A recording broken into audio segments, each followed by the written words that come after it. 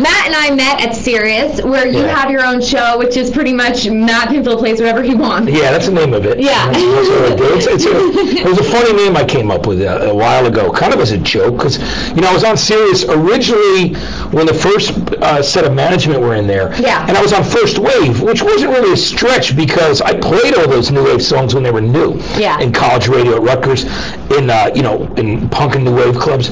But it was I got to the point where I was like, listen, I love Tainted Love, but I don't want to play it 500 times. I played it when it was new. So, don't get me wrong, I love hearing it still, but I didn't like the idea of it being a close-ended format for me necessarily. So, when new management came in, they said to me, why aren't you on the air here anymore? And I said, well, because I got, I just didn't want to have to play, Tainted Love in Any Big Country every week. I wanted to mix things up, although I love all those tracks, and I'm very fond of that era.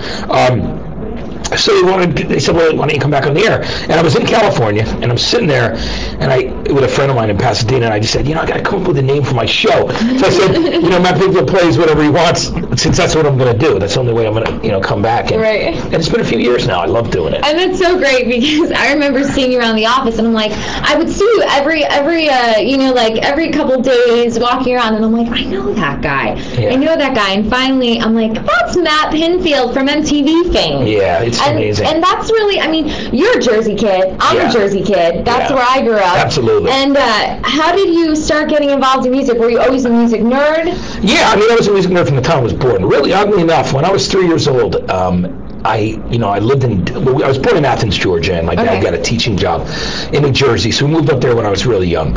And I remember, I wanted my older brothers and sisters like, Stones, Beatles, Who, Supremes, like Marvin Gaye records. I didn't want to listen to kiddie records. They bought me these, those Disney and those Peter Pan records. A couple of my parents. You're like, I used to throw them under the refrigerator when I was 3. I already knew then. I was already critiquing music, throwing these records under the fridge. Like Peter Pan sing. Yeah, they had a record label called Peter Pan, which is ridiculous, and I remember that. Yeah. But it was a record label for kids, kind of like Disney is now. Of course, Disney's cooler, and so is Nick. But it's that was what it was, and I didn't want that stuff. So they knew it relatively at 3 years old that that music was my passion. And now what's interesting, we both work at Sirius. Yeah.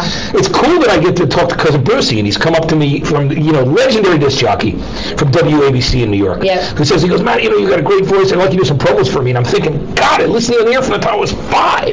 I listened to him, through the end of the 60s and 70s, and until right around mid 70s as a kid, I discovered that I liked albums, full albums by the Who and Bowie and people like that. And all of a sudden I was, I made that transition. Still love singles, but was an album guy too. That's, people go to that stage. Of course, very different right now, right? Yeah. iTunes is people are more singles driven again, and there's nothing wrong with that. It's just the way it is. Did you ever want to actually front your own rock band? Or did you want to be a musician? I did. I had that dream. I'd sit in my basement, with my headphones on, beat up record player, and I would, rock back and forth and sing to myself. And that's how I got a single was to be able to sing along with records.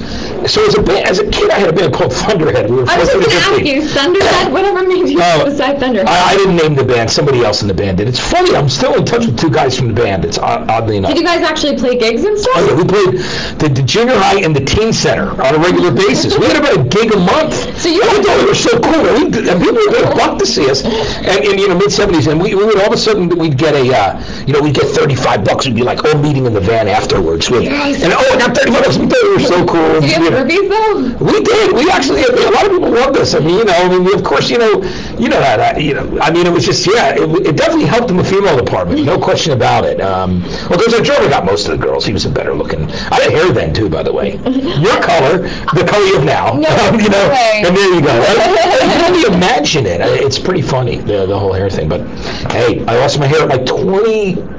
I started losing it. It started going thin because when I was 15, I had an aneurysm. I had to have my head shaved. An operation which my head was cut from here to here to work on that thing before laser surgery. So it was pretty intense. I have a scar here too. I had a head tumor when I was a kid. See? Oh my God! Wow. Can I see it? Yeah, I do. You and I have some. We'll talk about it. Wow, that's something in common. That's amazing. So I did all those gigs, and then we broke up, and I got the aneurysm. So it went from being like junior high, being the hip lead singer of the local band, band in East Brunswick, New Jersey, Thunderhead. And then to being like feeling like an absolute like outcast freak, going to school with stitches from ear to ear, and it was very weird because it was pre-punk, so it wasn't cool to have a shaved head yet. You know what I mean? So it was fell in between. But now it's so you. I think that that's one thing I wanted to let people know in Paltalk is some people are like, well, I don't look a certain way, or maybe I'm not getting the girls because I don't have the right vibe or the right clothes, and it doesn't come down to that. It doesn't matter if you have a shaved head or you have tons of hair. It's your personality. Matt, I mean, that's become like almost like your symbol. It is. I mean, one of the things I found out that was really interesting was when I first filled in on MTV. I mean, there's a lot of stuff in between, but that we should get to at some point. Maybe probably want to talk today. But when I finally got to audition for MTV, when Dave Kendall left 120 Minutes, it had been a couple months before I ended up hosting my first show there in '93, which was Depeche Mode. And although I felt I was a little not really stiff, but I mean, it definitely wasn't the bubbling personality that I could be, because for me at that time, TV I was like a deer in headlights, but I knew I wanted to do it, and so I mean, I think I did a good job. I mean, you get better as you go on. The thing was, the woman that worked there at the time was really someone I became close to years later, this woman, Lauren Levine. She had told me that I'd done a great job, but they decided at the time that they weren't going to have me as a regular, maybe use me as a backup. So that at the time was a little bit disappointing, because they invited me back up after I did the show, and I'm like, wow, maybe I'll get this gig. And they go, oh, Louis Largent's going to actually do the show. Louis needs a higher profile, but we'll use you as a backup. And I just, and it's so I kept my chin up. No offense, I don't know who he is. Well, Louis is actually, I'm sure he's great, but he's amazing. No, Matt Pinfield. Well, he's one of my dearest friends who started on radio like I did at K-Rock in LA. He was their big music director. So I was at HTG on the Jersey Shore. It was an interesting situation. So, I kept in touch with MTV. Like every month I would call Andy Schoen, who I knew from the radio world a little bit, and leave him a message. And then finally I got a call to be in the music department. So there were people leaving the music department. Stephen Hill came in when I did. Now he runs BET.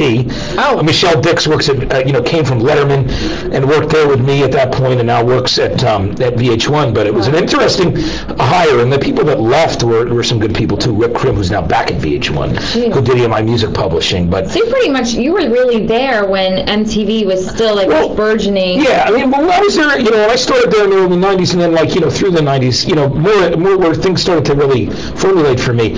I was one of the 10 people that picked music videos. So that was when they showed music videos, and we'd fight. We'd argue between us to make certain songs buzz clips so that the band would get that shot. And I remember whether it be Marilyn Manson or 311 or all these people swinging the bat for them at the time, and just bands I loved. And then and that kind of came in from my radio experience, because I'd done HTG on the Jersey Shore. I won a couple Gavin Awards, but more importantly, we did break a lot of bands in the Asbury Park area, and people would come through and they play Philly like 311, and 100 people would show up when their music was in. They'd get to Asbury Park and 800 people would pack a club. Jeez. Then they go to Connecticut and there'd be 100 people, because we were playing the record, playing the CD of music by 311, and playing it a lot. So it was great to be, a part of, helping out bands. I've always liked to champion music and champion bands. Yeah, and I think that's probably why you have so many bands that have become your friends, and I mean, really enjoy